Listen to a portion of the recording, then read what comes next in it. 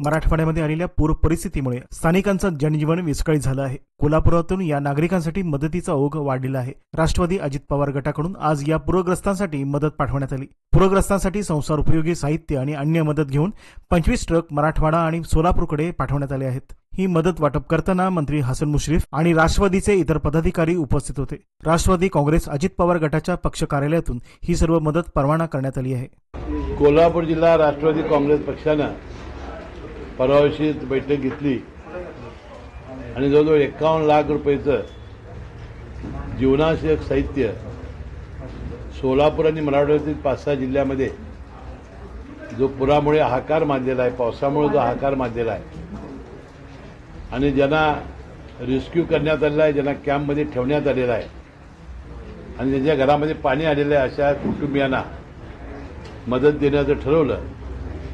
त्यासाठी आज काल दिवसभरामध्ये ते पॅकिंग करणं, ते साहित्य गोळा करणं, त्यासाठी आमच्या राष्ट्रवादी काँग्रेस पक्षाच्या 10 टीम कार्य करत होत्या आणि शेवटी हे सगळं साहित्य एका किटमध्ये तांदूळ 5 किलो, गव्हाचं पीठ 5 किलो, एशेल तेल, डाळ, साखर, चहापूड, पोहे, साबण, काड्यापिठी, मीठ इत्यादी, चटणी,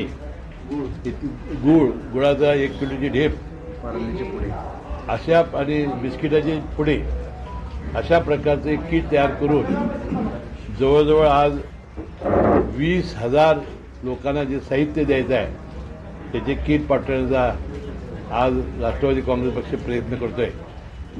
आता कालपासून कोल्हापूरलाही आणि त्या ठिकाणी रेड अलर्ट आहे, तिथेही पाऊस पडतोय. आता या सगळ्या गाड्या जाऊन ज्या ठिकाणी गाड्या जातील त्या ठिकाणी आमचे कार्यकर्ते जाऊन ते देतील. अपेक्षा एवढीच आहे की प्रशासनाने आम्हाला सहकार्य करावं आणि ज्यांना खरोखरच याची गरज आहे त्या पूरग्रस्तांना ही मदत मिळावी यासाठी आपल्याला तिथल्या कार्यकर्त्यांनी आणि प्रशासनाने मदत करण्याची आवश्यकता आहे. अलीकडची जी गावं असतात, कोल्हापूरच्या महापुरामध्ये आम्हाला अनुभव असा आला की 30 गाड्या उतरून घेतात आणि खऱ्या पूरग्रस्तापर्यंत ही मदत पोहोचत नाही. म्हणून ही खऱ्या सगळ्या पूरग्रस्तापर्यंत पोहोचवण्यासाठी आम्हाला तिथल्या प्रशासनाने सहकार्य करावं. मी कोल्हापूर जिल्हा दूध उत्पादक संघाचा आभारी आहे.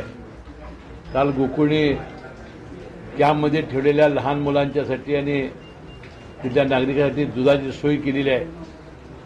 आता दुसरं काम आपल्याला हातामध्ये घ्यायचं आहे.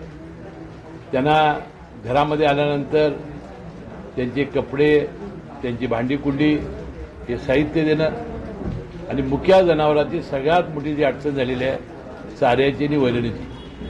कारण सगळीकडेच महापूर आल्यामुळं आता चारा मिळणं तिथं दुरापास्त आहे.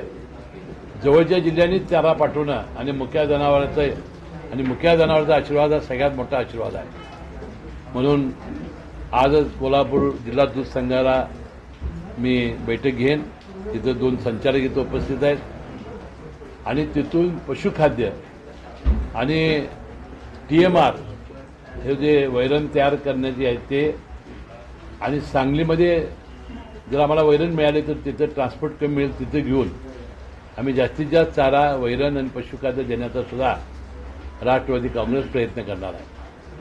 कारण कोल्हापूर जिल्ह्याला ज्या ज्यावेळा महापूर आला त्या सगळ्या लोकांनी आम्हाला सहकार्य केलेलं आहे आणि त्यांच्या ऋणातून मुक्त होण्यासाठी मानवतेच्या दृष्टीनं हा मदतीचा एक आधार देण्याचा प्रयत्न राष्ट्रवादी काँग्रेस पक्ष करतोय. त्याला सढळ हाताने सर्व नागरिकांनी मदत करावी आणि कार्यकर्त्यांनी अशा पावसात सुद्धा आपला जो उत्साह ठेवलेला आहे, कारण आता तरी सातारा, सोलापूरमध्ये सुद्धा पाऊस जोरात चालू आहे.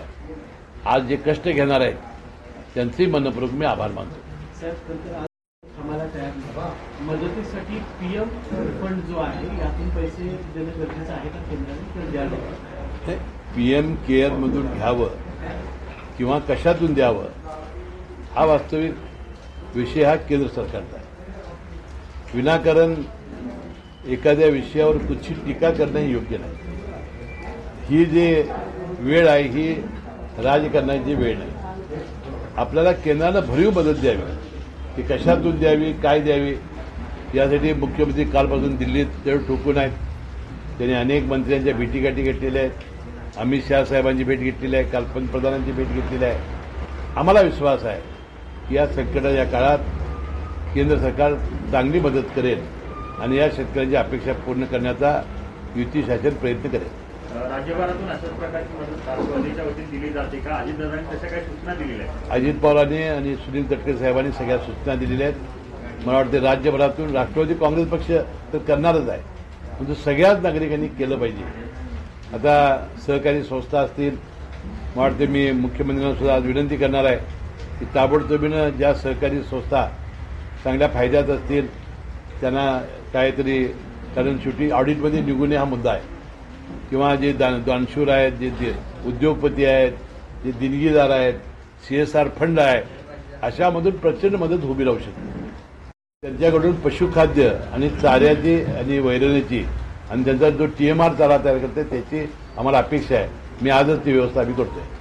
हा विषय